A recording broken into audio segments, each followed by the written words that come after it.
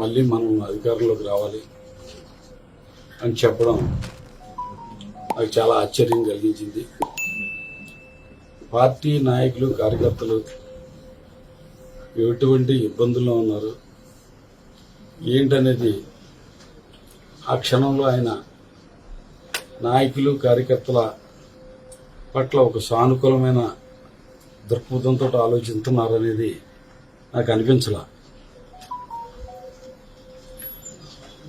ఇప్పుడు కూడా మళ్ళీ ఆయన్ని సీఎం సీట్లో కూర్చోబెట్టాలి, దానికోసం మేము అందరం కూడా పోరాటం చేయాలని చెప్పి గతంలో ఆయన ఇంటి దగ్గరికి వచ్చి పార్టీలో జాయిన్ చేసుకున్నప్పుడు ప్రజల సమక్షంలో మీడియా సమక్షంలో నన్ను గుండెల్లో పెట్టుకుని చూసుకుంటానని చెప్పడం జరిగింది.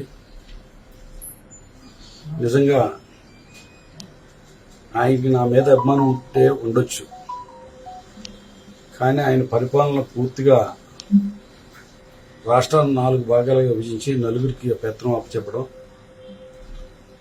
ఆ నలుగురికి పెత్తనం అప్పచెప్పడంలో ముఖ్యంగా మన ప్రాంతానికి సంబంధించి వైవి సుబ్బారెడ్డి గారికి 4 సంవత్సరాల పాటు ఆయన పెత్తనంలోనే ఉంది. వాళ్ళు కొంతమంది చేతుల్లో కీలుబొమ్మల కింద ఉండి నాకు పార్టీలో ఎటువంటి గౌరవమైన స్థానం కల్పించారు ఏంటనేది, ఎవరి మాటలని మరి ఏ రకంగా నాకు ఆ సముచితమైన స్థానాన్ని కల్పించారనేది మీడియా మిత్రులందరికీ ప్రజలకు కూడా తెలుసు. అయినప్పటికీ కూడా జగన్మోహన్ రెడ్డి గారి మీద అభిమానంతో, రాజశేఖర రెడ్డి గారి మీద అభిమానంతో మేము కంటిన్యూగా పార్టీ కోసం పోరాడుతూనే ఉన్నాం. 2014లో ఓడిపోయినప్పటికీ కూడా పార్టీ ఇచ్చిన అనేక కార్యక్రమాలని మరి పోరాటం చేస్తూ పార్టీని అధికారంలోకి తీసుకురావడానికి కృషి చేశాం. ముఖ్యంగా అప్పుడు కూడా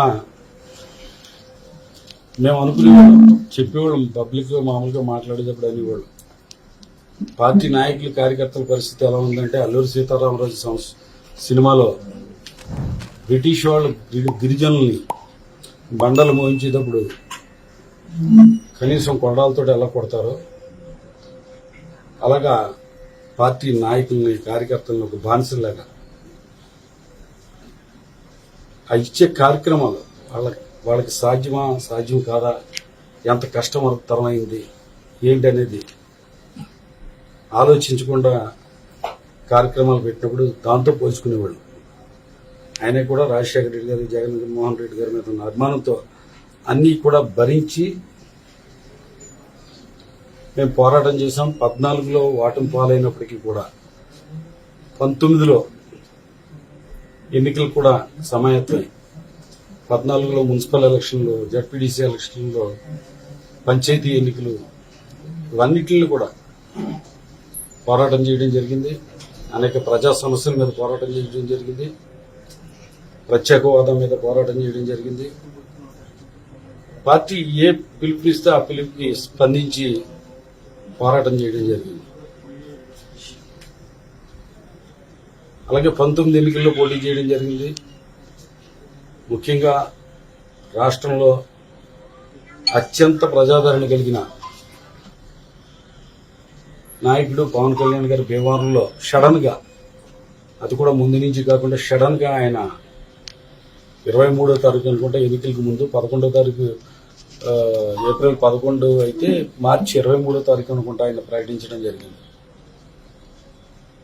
ఆయన కూడా పవన్ కళ్యాణ్ అంటే నాయకుడు, ప్రజాదరణ ఉన్న వ్యక్తి పోటీ చేసినప్పటికీ కూడా పోరాటం ఆపలా, భయపడలా, వెనక్కి తిరిగి చూడలా. పార్టీ నుంచి ఎటువంటి సహాయ సహకారాలు ఉన్నా లేకపోయినప్పటికీ కూడా.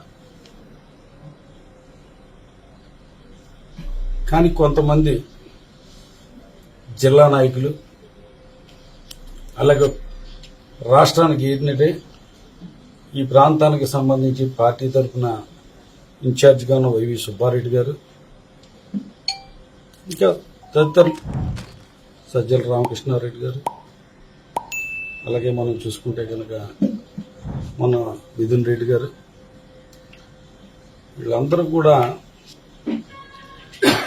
ఏ రకంగా నన్ను ప్రోత్సహించారు, ఏ రకంగా చేశారనేది మీడియా మిత్రులకి, జిల్లా ప్రజలకి, రాష్ట్ర ప్రజలందరికీ కూడా తెలుసు. భీమవరం నియోజకవర్గ ప్రజలందరికీ కూడా బాగా తెలుసు. ఇవన్నీ కూడా పెద్దగా మనల్ని బాధించేది కాదు. ఎందుకంటే ఎప్పుడు కూడా దేవుణ్ణి నమ్ముకున్నాం, టైంని నమ్ముకున్నాం. సరే ఏది వచ్చినా రాకపోయినా మన అదృష్టం లేదనుకుని సరిపెట్టుకునే మనస్తత్వం లేదు. కానీ ఇప్పుడు జిల్లాలో జరుగుతున్న రాజకీయాలు ఇవన్నీ చూస్తుంటే కనుక మొన్న కలిసినప్పుడు మే నెల దాకా సమయం ఇమ్మన్నప్పుడు కూడా కాదు వెంటనే కార్యక్రమాల్లోకి దిగాలని చెప్పడం, విధంగా కూడా ఒక పార్టీని ఇంత భారీ మెజార్టీతోటి ఓటమి గెలిపించారు ప్రజలు.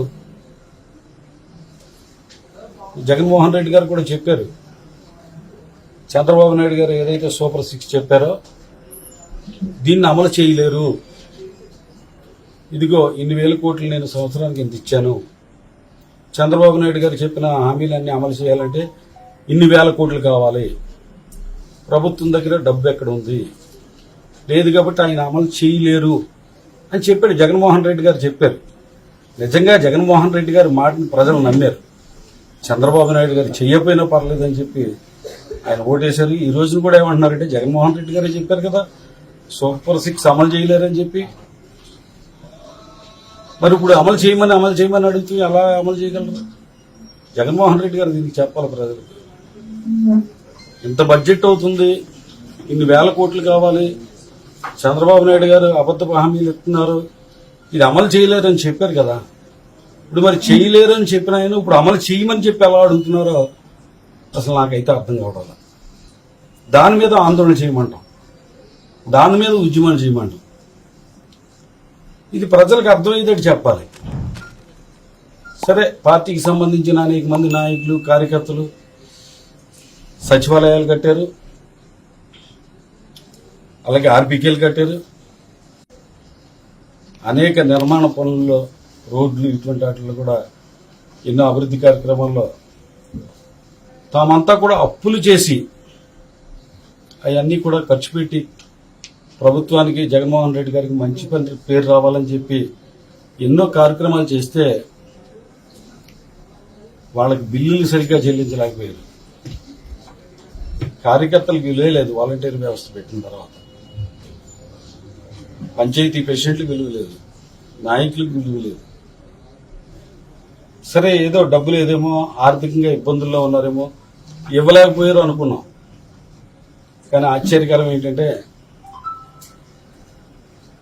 చంద్రబాబు నాయుడు గారికి, కూటమి ప్రభుత్వానికి 7,000 కోట్ల రూపాయల నిధులు అక్కడ అట్టుపెట్టి వెళ్ళాము మేము. 7,000 కోట్ల రూపాయలు నిధులు అక్కడ ఉంచి మేము వెళ్ళాం.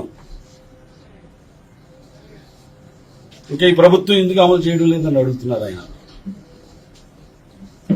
సరే, 7,000 కోట్ల రూపాయలు నిధులు అక్కడ పెట్టుకుని మన ప్రభుత్వ కార్యక్రమాలు చేసిన అభివృద్ధి కార్యక్రమాలకు సంబంధించి అనేక మంది కాంట్రాక్టర్లకు కానీ, రైతులకు కానీ, వీళ్ళందరికీ కూడా, అలాగే ఫీజు రియంబర్స్మెంట్కి సంబంధించి వీళ్ళందరికీ డబ్బులు చెల్లించకుండా మనం ఎందుకున్నాం అనేది ఇవాళ బయటకు వెళ్ళినప్పుడు అడుగుతూ ఉంటే కనుక సమాధానం చెప్పలేకపోతున్నాం.